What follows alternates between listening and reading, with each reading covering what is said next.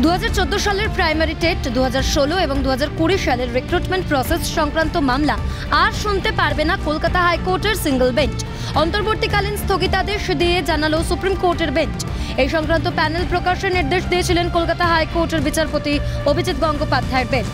সেই নির্দেশকে চ্যালেঞ্জ করে সুপ্রিম কোর্টে গিয়েছিলেন আবেদনকারীরা। তখন কলকাতা হাইকোর্টের ডিভিশন বেঞ্চ জানিয়েছিল আপাতত নামের তালিকা প্রকাশ করতে হবে না, কিন্তু মামলা শুনবে সিঙ্গল বেঞ্চ। এরই পরিপ্রেক্ষিতে আবেদনকারীরা সুপ্রিম কোর্টে এসেছিলেন এবং সিঙ্গল বেঞ্চে মামলা শোনার আবেদন জানান। আবেদনকারীদের পক্ষে এদিন সুপ্রিম কোর্টে সওয়াল করেন পার্থসারথী বর্মন। যে issue notice matter returnable March till that single bench কোনো এই রিট পিটিশন এবং এর কানেক্টেড কোনো রিট পিটিশন, যার মানে হচ্ছে 2016 সিলেকশন চ্যালেঞ্জ করা রিট পিটিশন শুনতে পারবেন না।